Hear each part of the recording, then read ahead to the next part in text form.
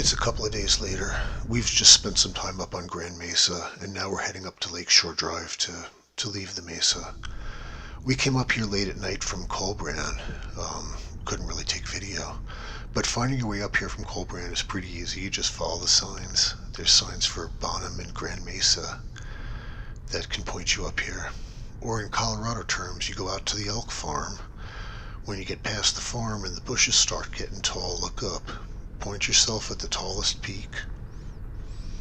And that's how you get there from here.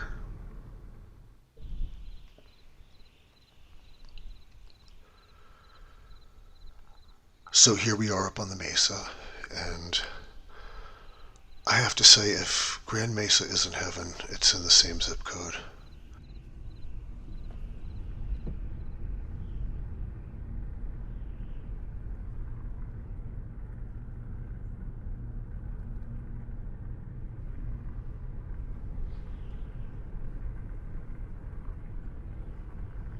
There's big camping areas like we just passed, or big staging areas. And as we go along here, you'll see that there's camping spurs.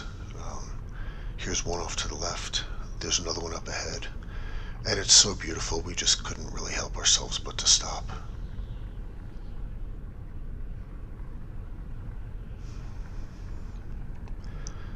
Kix is having the time of his life up here. And by this point, my wife has figured out that he's deaf. And it's changed the way we've interacted with him.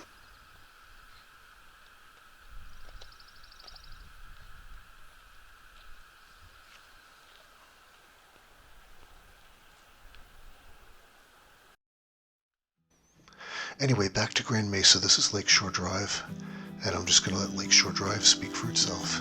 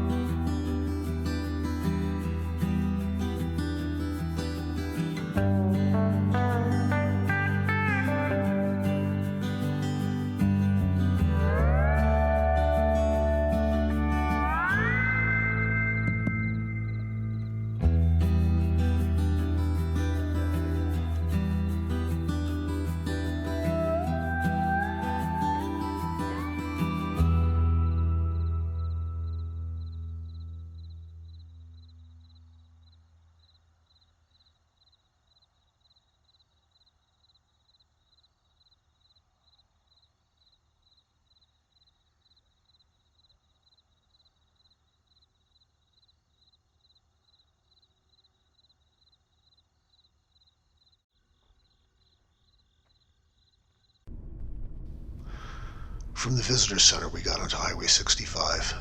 This is the major road that goes across Grand Mesa, and despite being paved, it's actually a fantastic drive unto itself. There's a lot of pull-offs, a lot of places to go camping and fishing and day use, and great hiking trails. We made a left onto Forest Service 100, and this is going to take us all the way down to the End Observatory and Land's End Road.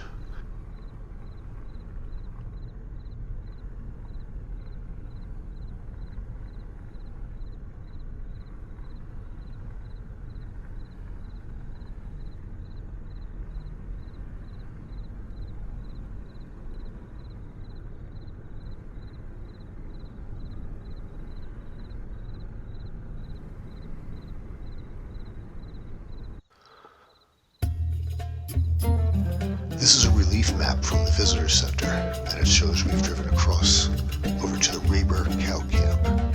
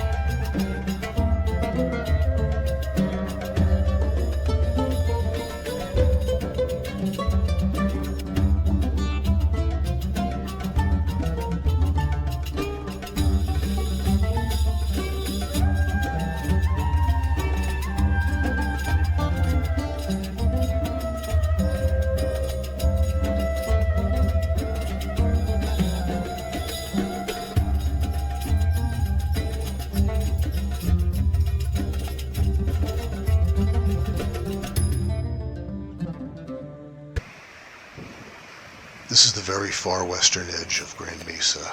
The mountains you see out there are the La Salles. Moab is just on the other side.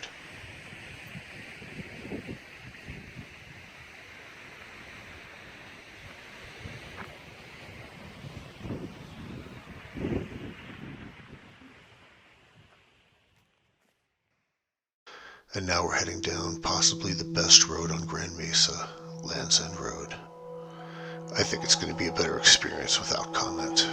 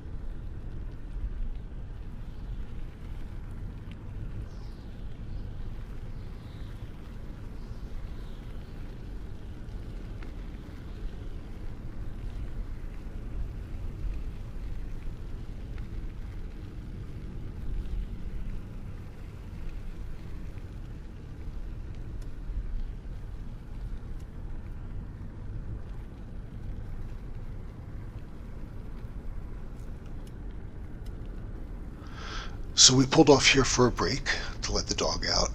My wife drove that, by the way. And from here, we're going to continue on to our first major photo stop of the day, Escalante Canyon.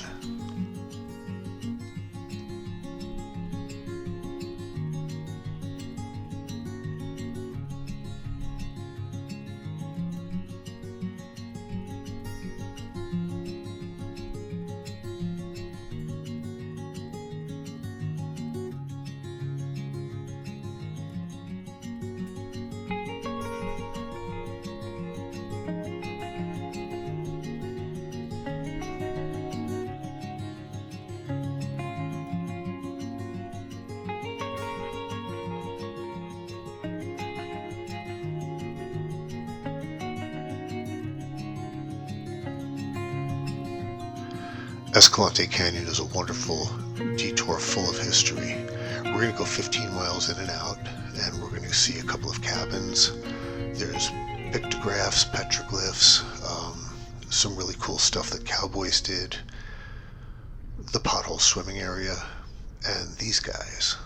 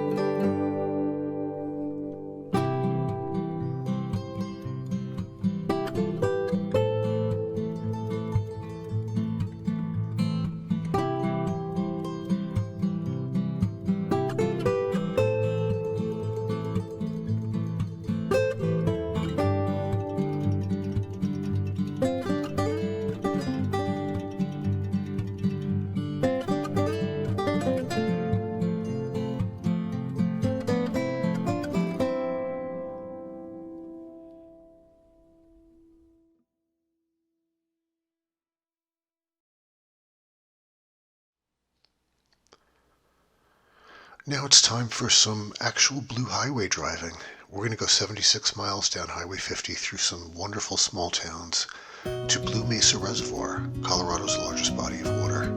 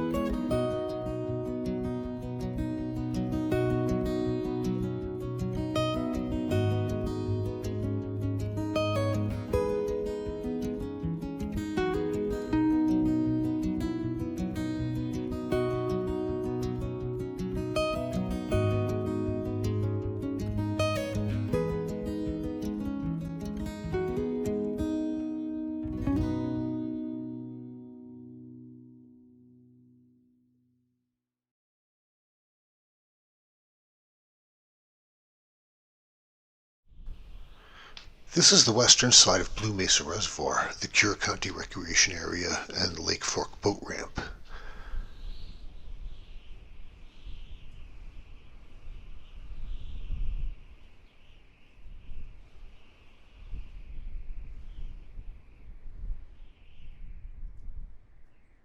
This is the Blue Mesa Dam. You can see on the right side the water level isn't much lower than the road, but on the left side of the road the drop is 341 feet down to the bottom of the Black Canyon of the Gunnison. There's only 3 cables here with this little metal bar to stop you from going over.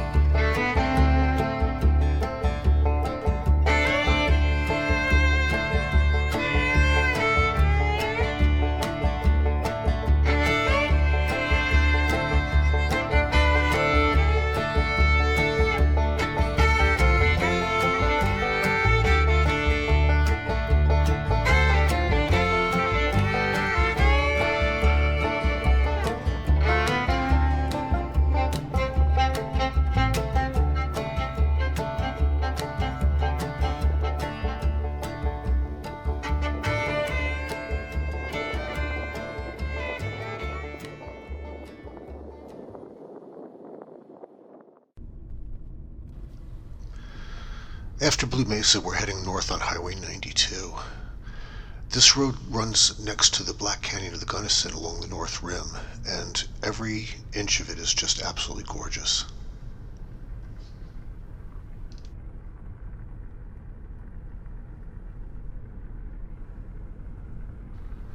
Our first of 2 photo stops on this road is Pioneer Point.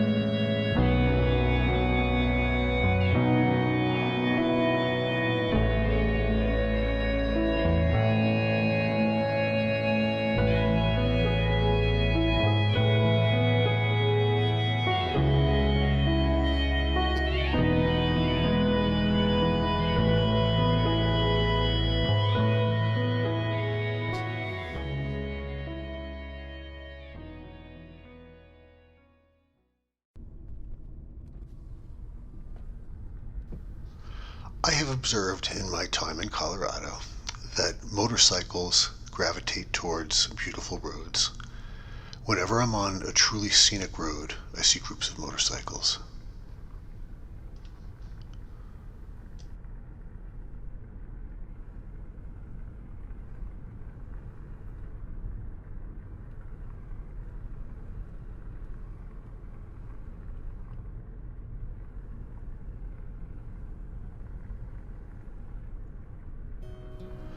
This is our second stop, Hermits Rest.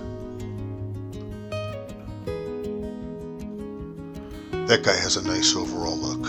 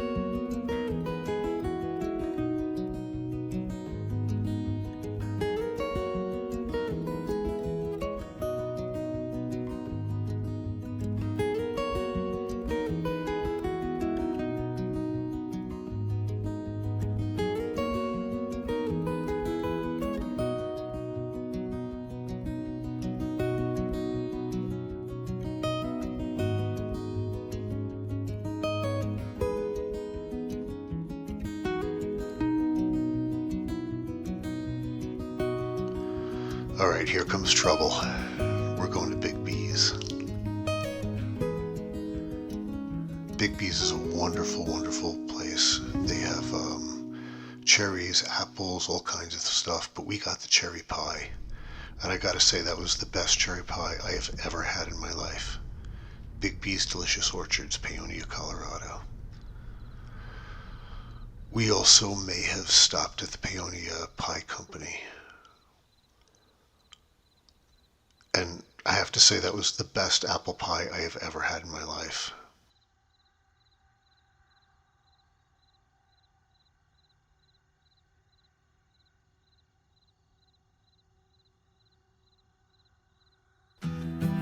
So there are some bugs on the camera. Unfortunately, I don't figure that out for a while. Sorry.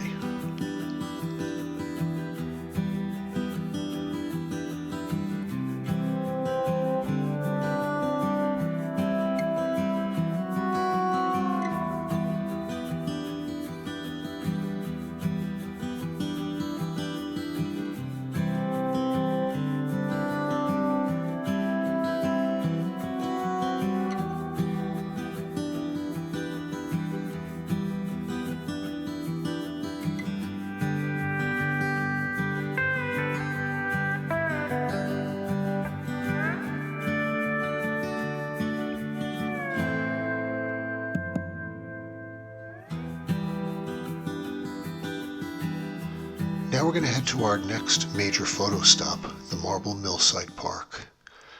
It was built sometime around 1900, and the marble that has come from here is in the Lincoln Memorial, the Tomb of the Unknown Soldier, I believe the Colorado State Capitol, a lot of buildings around Oregon, California, Colorado. It was closed in 1941. In World War II, it was deemed a non-essential industry, and all of the metal in the place was taken, or the bulk of the metal in the place was taken and recycled for the war efforts. In the 70s, it was declared a park and made a National Historic Site, and it's just absolutely incredible.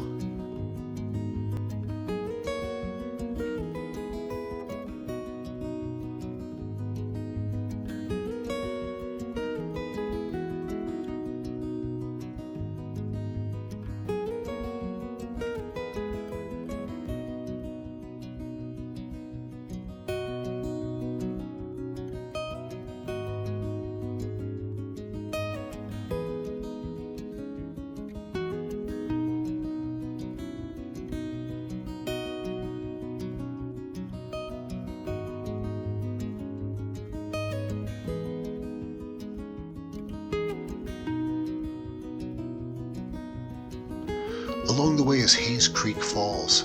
Unfortunately for us, it wasn't really flowing this time of year.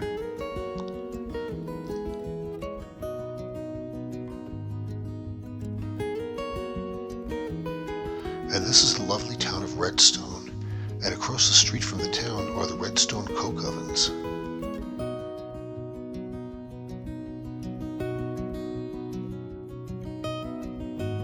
These are beehive-style coke ovens. They were built in the 1800s, and they were used to refine coal into coke. There was a railroad that ran along here as well, but the railroad tracks and the doors on all the ovens were taken out during World War II for the steel drives that they had. In the late 60s, hippies lived in here. The town of Redstone across the road is just gorgeous. They have really nice pastries and coffee shops too.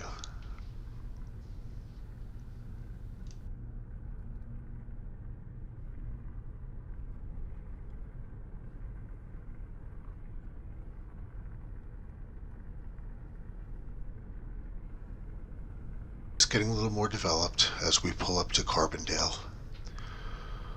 Carbondale was originally a town that people lived in when they worked in Aspen and the other ski areas, but as Colorado's become more developed, it's become a desirable area too.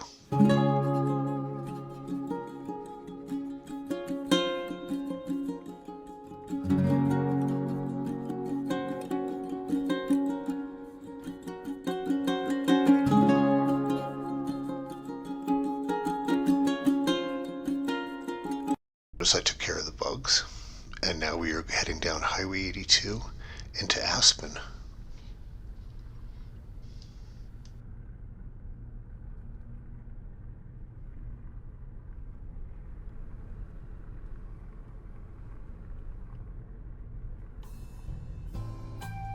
You might think everybody in Aspen is rich, but the reality is a little harsher than that. Some of these planes are actually leases.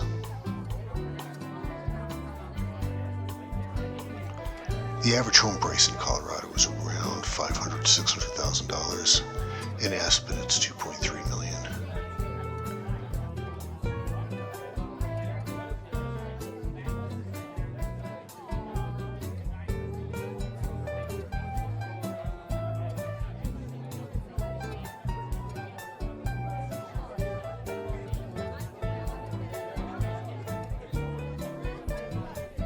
Out of Aspen, the name of the road changes to Independence Pass Road. This road gets very narrow and shelfy and routinely scares the heck out of tourists. During the pandemic, part of I-70 was closed and a semi-truck's GPS rerouted him onto this road. Needless to say, he was stuck for about 2 days. The weather is changing. I have to kind of kick myself because the boat rental that we did earlier today was not part of the plan. I just kind of got a bug up my butt and we rented a pontoon boat. So we're kind of paying for that now. We're about 2 hours, 3 hours behind schedule, and we're going to go over Independence Pass in the dark.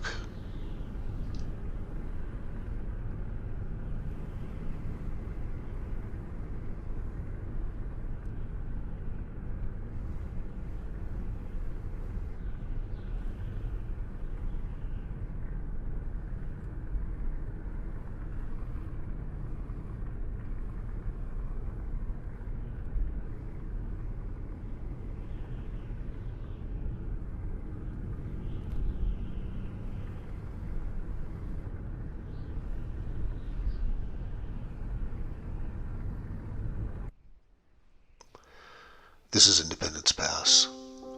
It's beautiful during the daytime. Just before you get to the pass is the ghost town of Independence.